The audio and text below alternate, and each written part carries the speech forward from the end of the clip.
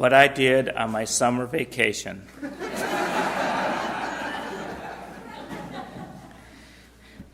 Two weeks ago, I attended a Sunday service with over 4,000 Unitarian Universalists from all over the continent. It was at the Long Beach Convention Center. The people of the surrounding community were invited to attend. President Bill Sinkford gave a sermon explaining Unitarian Universalism to us and the Long Beach community. For me, this was the most significant part of General Assembly. In past years, the Sunday morning service had been the service of the living tradition, a solemn pageantry honoring new ministers, retired ministers, and a memorial for those ministers who had passed. The service is beautiful. It resembles a high Episcopalian graduation service. It gives us a chance to honor our own. This is a necessary, meaningful service, but it's not evangelical. It focuses on relationships within our denomination and does nothing to reach beyond our walls. It focuses on our ministers and our ministry. This service was moved to Friday evening, and it was very nice. But it left Sunday morning as an opportunity to welcome people to our faith. Reverend Sinkford spoke of what he found when he discovered Unitarian Universalism at the age of 14. What I found was a UU church literally changed my life. I didn't have to check any of myself at the door. I could bring my questions and my doubts. I could bring my youthful arrogance and my deep need to be accepted. It was not that the youth and adults I came to know shared my opinions, far from it. But my questions seemed to be valued, and no one made me recite a creed or a doctrine. I came to understand what the people of the church community valued was me. They valued me. They seemed to understand their spiritual lives, their very selves, as works in progress. They welcomed my presence and participation. We could create our lives together, free from rigid ideas about religion, regardless of any false steps we might have taken thus far. We Unitarian Universalists have high expectations of ourselves. We say that we affirm the inherent worth and dignity of every person, commit ourselves to make justice roll down like waters, and promise to respect the interconnected web of life of which we are a part. We say all these things and we mean them. This is our vision. We hold it before us, even when we know we will live it imperfectly. Unitarian Universalism will always be works in progress. Ours is a big-hearted theology. We see divinity, however we define its source, as present in every human being and in the earth itself. Out of this liberal religious vision grows our commitment to justice, equity, and compassion and peace. From this ground springs our commitment to social justice and our work for environmental justice, our fight for the rights of bisexual, gay, and lesbian and transgendered persons, and our continuing struggle for racial justice. We are still a work in progress. Works in progress. I like that definition of us. We can be proud of who we have been, but we can't rest on our laurels. We must always strive to be better. This is precisely what's facing this congregation. We, like the rest of our denomination, are imperfect people trying to make our community and our world better. At GA, we vote on issues that we think we should study. There was one item about gay marriage, one about worldwide oppression of women, and 2 about the environment. The sponsor of one of the environmental bills asked his supporters to vote for the other environmental bill. So our study item for the next few years will be global warming and our impact upon it. Yes, congressional-style politics is very apparent, even at church conferences. Democracy is not pretty, but it can be better than any alternative. One thing I can tell you, we just got to be free. Does the vote mean that we do not care about gay marriage? That's the issue that Gail and I voted for. But many felt we are already so deep into that fight that now is not the time to study. It's time for action. 2 days later, we passed an action of immediate witness that said, "Be it resolved that the members and congregations of the Unitarian Universalist Association urge their legislators to vote against the proposed federal marriage amendment. And be it further resolved that the UU Office of Advocacy and Witness take appropriate actions to advocate against any attempt to deny civil marriage rights to same-gender couples." Ben was sitting next to Gail and I in the plenary, the legislative session, lobbying for the global warming study issue. When it won, he told us that saving the world is the first step. In order to have a better world, you must first have a world. As a child, he was looking to the future as his parents were caught up in the politics of the day. We attended many workshops that are available at General Assembly. One on contemporary music and worship was pure enjoyment. Ben and Gail attended an anti-oppression training workshop focusing on how our congregation and denomination as a whole can be more inclusive, while I attended a more esoteric lecture on how Transylvanian Unitarian in the 16th century was influenced by Turkish Muslims. Instead of the Trinity, we believe that 1 and 1 and 1 make 3.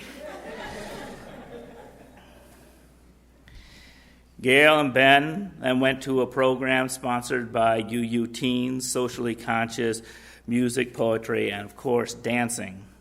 While I saw a lecture by former Clinton advisor Robert Reich, who said that in a recent cross-country trip across America, he talked to many conservatives in the so-called red states. And he realized that the heart of America is towards the liberal values of sharing and caring for one another, and that he said that we will win in bringing those values forward. As a family, we attended a reception by DRUM, which is Diverse and Revolutionary UU Multicultural Ministries. It was a joy being in a room crowded with Black, Hispanic, and Asian UUs. They were younger than the average GA attendee. They represented a hope and an energy for a more inclusive denomination. But the room still was small, and they are still a minority within our denomination. We are a work in progress. I went to a lecture on Starr King, a 19th century UU minister who worked to keep California in the Union and whose nature writings helped preserve Yosemite Park. My family had camped in Yosemite the week before, and we noticed that there was a mountain named after Starr King. It was a single mountain in a range of mountains, hard to find unless you are looking for it, a lot like Unitarian Universalist. We are a small faith in a big country. Got to be good looking because we're so hard to see. I learned that in the past month. We drove to my sister's home in Oregon from then to Long Beach, California for General Assembly, and then back to Winston-Salem, putting about 6,000 miles on my trusty minivan. We went through many states like Wyoming, which have less than 500 UUs. Now, in that state, we visited the Wyoming state capitol, and Gail noted in passing to a tour group that Wyoming was the first state to give women the vote. And they asked her, "Are you from Wyoming?"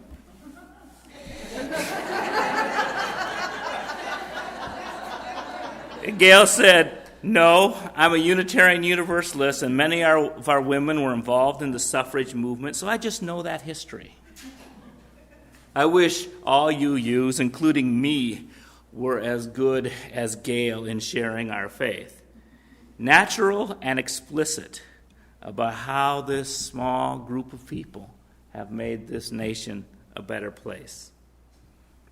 On our trip, we saw a lot. The church that Gail's grandfather built near Paris, Tennessee. The St. Louis Arch with its elevator capsules that the whole world came to ride. Unitarian Thomas Jefferson sent Lewis and Clark from this spot to claim the West for the USA, which eventually led to the demise of the nations in the Western Plains. The Nebraska Panhandle, with its subtle grassy buttes, a tree twisted by the wind in Wyoming that was fenced off because it had been a tourist attraction when the railway first passed in the 1860s. The wind in Wyoming has spawned windmill farms that provide clean energy for the future. The ugliest place was Sinclair, Wyoming, an oil refinery with some shacks next to it. We pulled off thinking that there might be a gas station in this town. There wasn't. It was bleak and a temple to the corporate pollution and worker exploitation. And there we were, burning gas on our cross-country trip, contributing to the problem. In northern Nevada was a red rock desert, sparse in its uninhabitable beauty. And we looked at the map and saw that it was an Indian reservation. A prime example of how we as a nation sent the natives onto the worst possible land and said, "You can live here." Nevada also held Americans' desire to get rich quick. I played a nickel slot machine in a grocery store in Winnemucca. In western Oregon, we drove across a sage-green mountain plateau, peaceful and quiet. We parked the car and stood on the desolate road and listened to the earth breathe. We descended down a very steep hill. Our warning that this was a steep hill was a sign on the side of the road that said, "Hang glider launching point."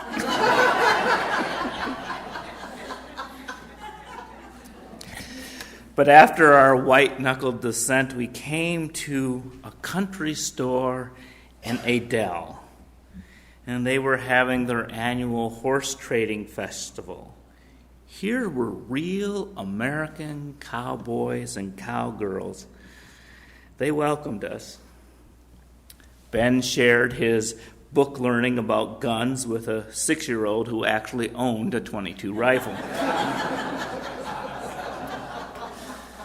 The lady at the gas station recommended that we fill up 30 miles down the road where the gas was cheaper.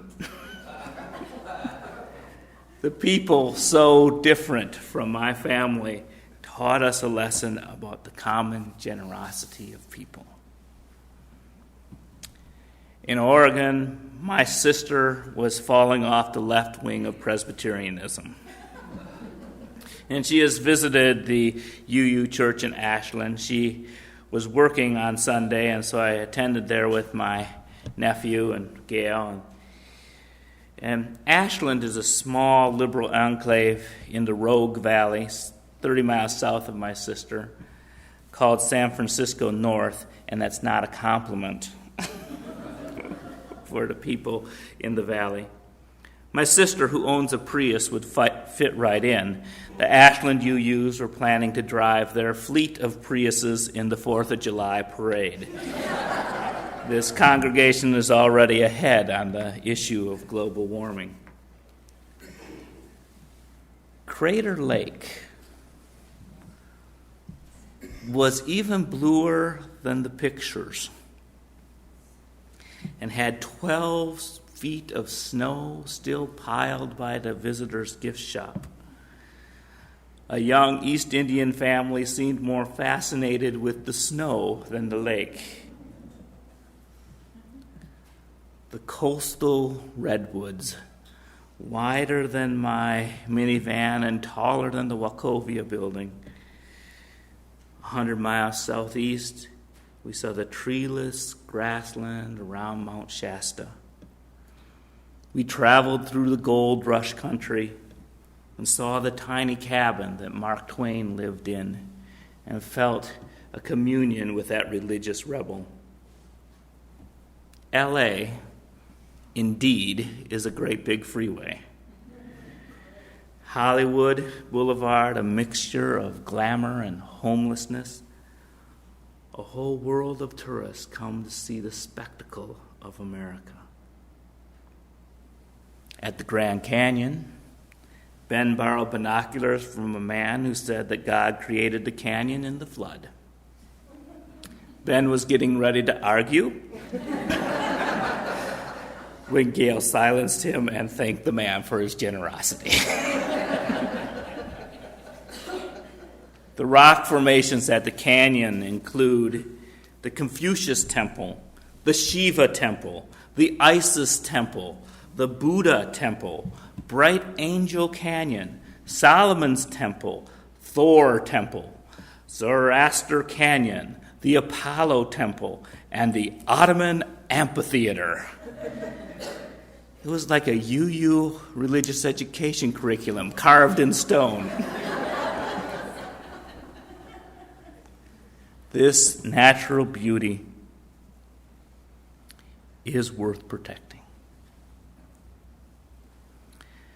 The many peoples in the world depend on it. We UUs outline potential for healing in this world, respecting the inherent worth and dignity of every person and the interdependent web of all existence. It is an ideal that we only partially reach.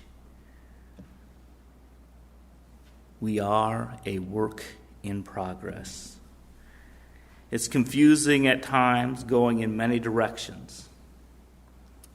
What is the work that we have to do in Winston-Salem in order to come together and build a stronger congregation, a deeper community, and a better world? It is that question that I give to you, and listen as we share our thoughts. Charlie, I just want to mention that the summer that Elise and I were first married, we were driving from Colorado back to Shelley, Idaho, where we lived, and we went through Sinclair, Wyoming. Is it any better? No.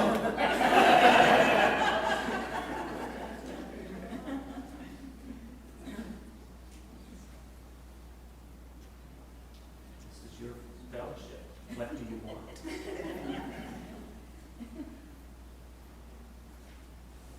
Charlie, I just want to say welcome back, and I like your goatee.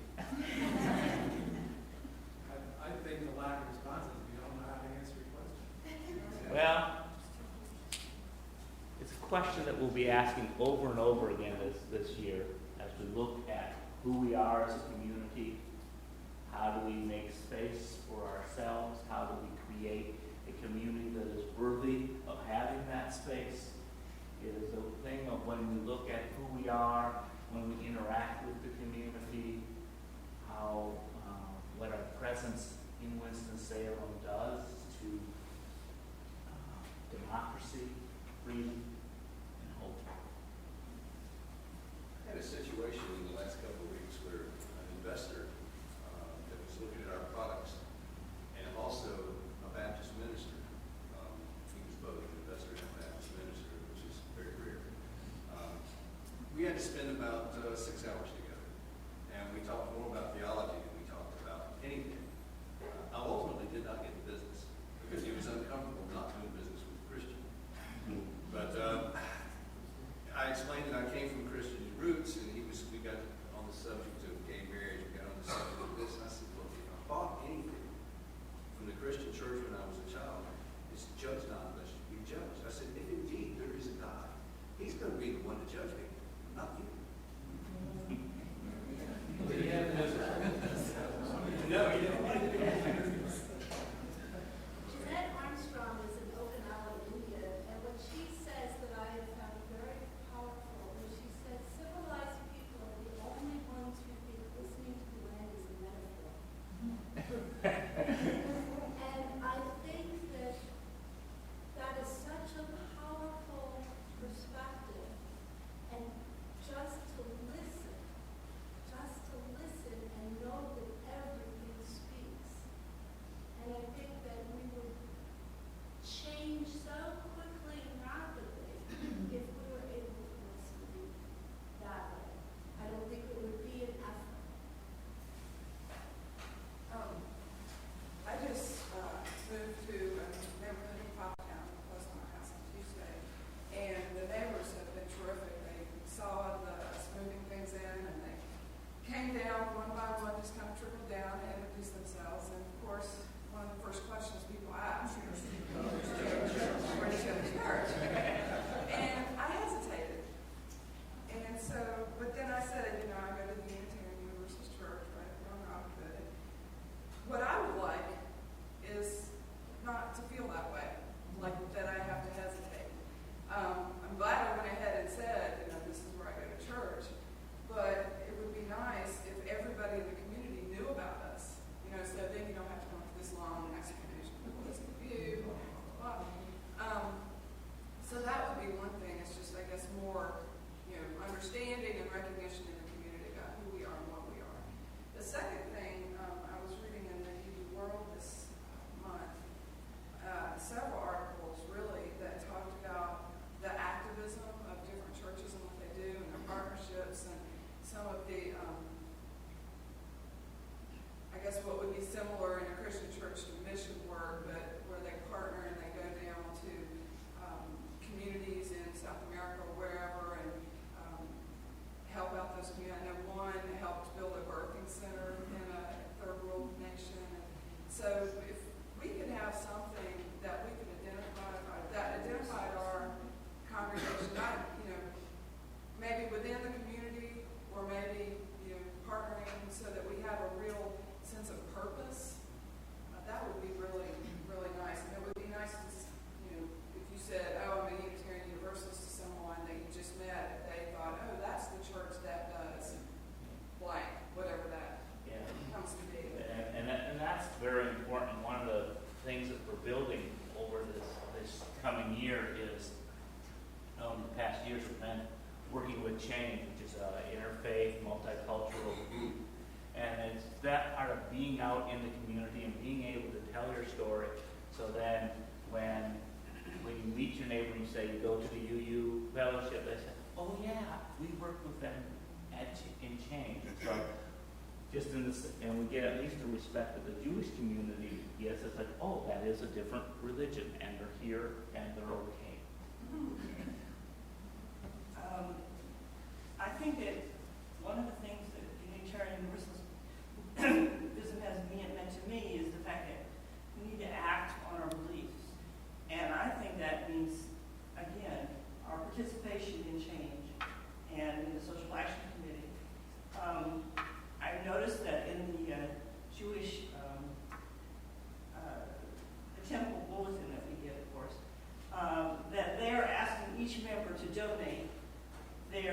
fair share for us to be a member of change. And we are, to be a member of change, we now have to put our money where our mouth is, basically, to be a member. That means that we have to pledge so much per person to belong. They're asking for $18 per person because 18 is a symbol of what they call high, which is not what we want to do. But I think that each person needs to make a special donation of $10 to belong, for this congregation to belong to change. Certainly we couldn't afford it in our budget, but I certainly think that we should put this on the line. It's interesting that they're doing that about 6 months in advance, and they're asking for almost twice as much as required. Yeah. I think we need to know that I found out just in my mail last week that the business community is doing something too. The State Employees Credit Union is coming up with starting a foundation, and they want ideas on what we need to do for communities across the state. And the way they're going to start this, we're only charged $1 a month for our checking account, and they're going to donate that dollar unless the individuals object to it, to help fund this budgeting foundation.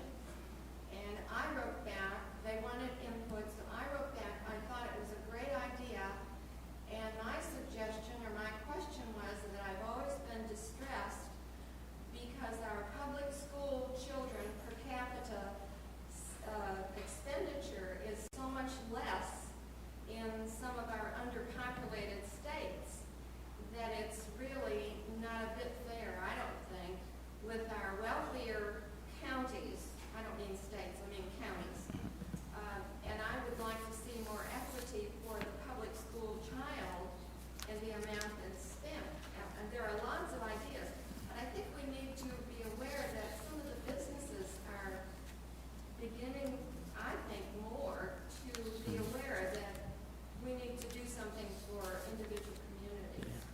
And we also need to just keep the conversation among ourselves of all these different things that go on.